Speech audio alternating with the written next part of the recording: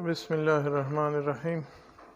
Chemistry class 10 के सिलसिले में आज हमारा टॉपिक है sources and uses of lipids.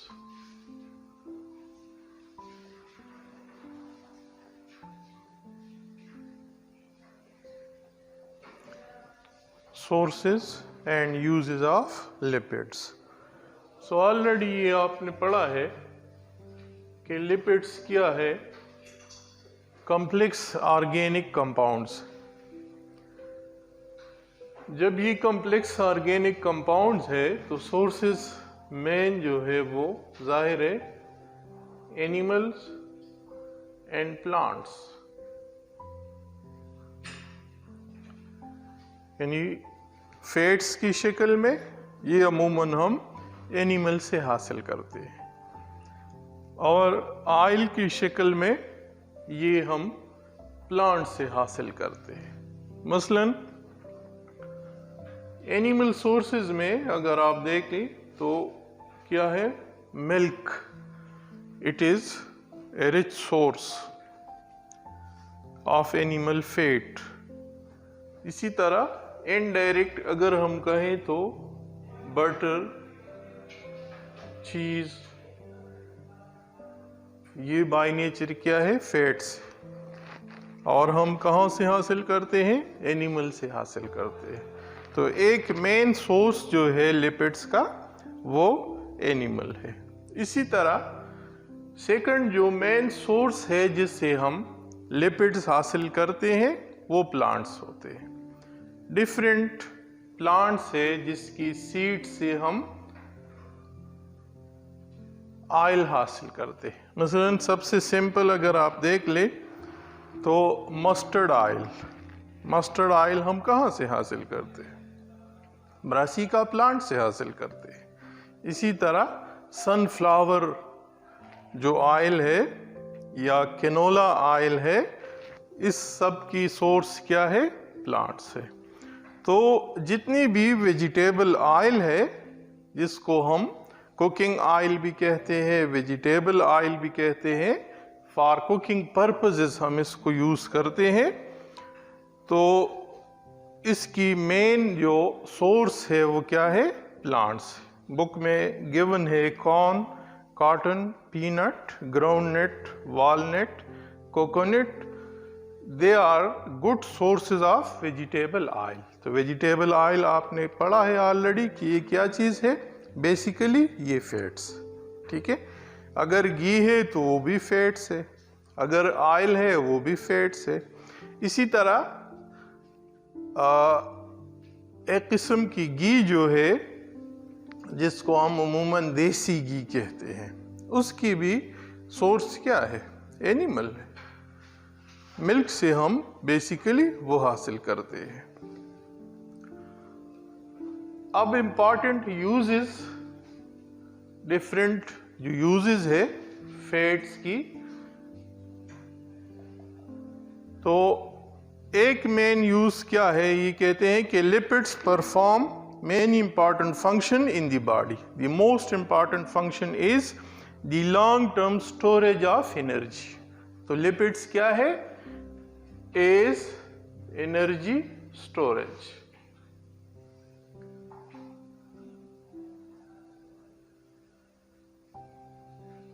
Lipids जो है ये उमूमन एज एनर्जी स्टोरेज यूज होते हैं। बॉडी में जो फैट्स है वो एनर्जी की सोर्सेस है। अगर आप इसकी कंपैरिजन कर ले विद प्रोटीन और कार्बोहाइड्रेट्स, उससे भी हम एनर्जी हासिल करते हैं, लेकिन लिपिड्स जो है 1 gram of lipids give almost double amount of energy as compared to protein and carbohydrates. For example, अगर हम 1 ग्राम कार्बोहाइड्रेट ले ले या 1 ग्राम प्रोटीन ले ले, तो 1 ग्राम ऑफ कार्बोहाइड्रेट्स या 1 ग्राम ऑफ प्रोटीन जो है ये उमूमन, इसी तरह 1 ग्राम ऑफ carbohydrates दोनों जो अगर हम ले लें तो इससे अमूमन जो एनर्जी हासिल होती है वो 4 किलो कैलोरीज पर ग्राम है, प्रोटीन्स और कार्बोहाइड्रेट्स। लेकिन जो लिपिड्स है तो lipids almost give double amount of energy. 1 gram of lipid give 9 kilo calories of energy. तो इस तरह हम कह सकते हैं कि लिपिड जो है ये एनर्जी का एक सोर्स है, मेन सोर्स। इसी तरह butter, oil and ghee, they are used for cooking and frying of food item, for preparing bakery products and making the food more palatable. Palatable का क्या मतलब है कि इसकी वजह से जो खुराक है वो लजीज बन जाता है। कुकिंग ऑयल जो हम यूज़ करते हैं या घी हम यूज़ करते हैं तो इसकी वजह से फूड में जायका पैदा होता है, अगरचे इसके साइड इफ़ेक्ट्स है काफ़ी ज़्यादा। तो कोशिश आपकी ये होनी चाहिए कि कम से कम अगर कुकिंग ऑयल है या घी है तो कम से कम अगर हम इस्तेमाल करें तो वो सही है। इसी तरह फैट जो है एज इंसुलेटर इन एनिमल्स, ठीक है। स्किन के नीचे जो है फैट्स मौजूद होते हैं और ये क्या, इसका मेन फंक्शन क्या है कि ये बॉडी को इंसुलेट करता है against severe cold and warm. इसकी वजह से बॉडी जो है वो महफूज होती है।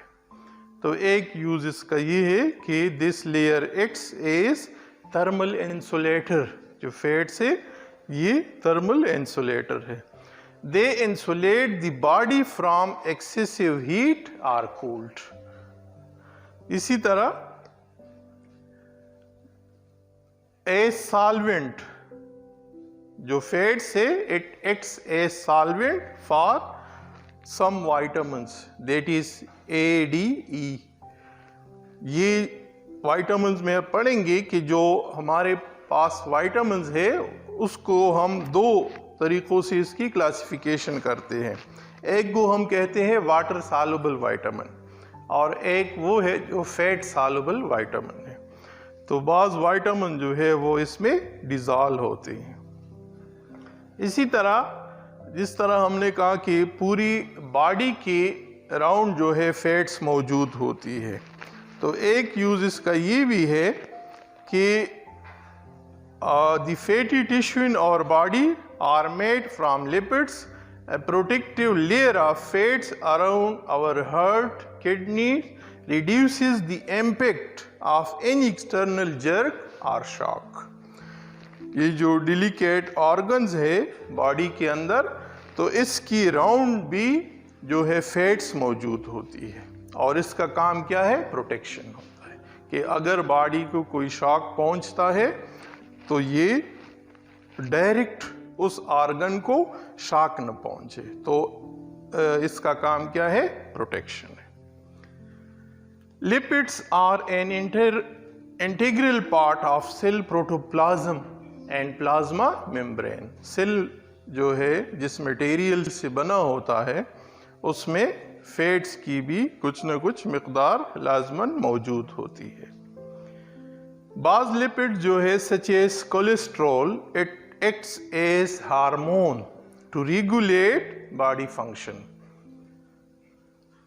बाज़ लिपिड्स जो है वो बतौर हार्मोन्स बॉडी में मौजूद होते हैं और ये हमने पढ़ा है कि हार्मोन का मेन फंक्शन क्या है, ये बॉडी को रेगुलेट करता है। डिफरेंट हार्मोन्स डिफरेंट फंक्शन को कंट्रोल करता है। इसी तरह बाज़ हार्मोन्स जो है वो हमने ये पढ़ा है कि वो प्रोटीन होते हैं, लेकिन बाज़ ऐसे हैं जो लिपिड्स होते हैं। यानी उसका नेचर क्या है, लिपिड्स है।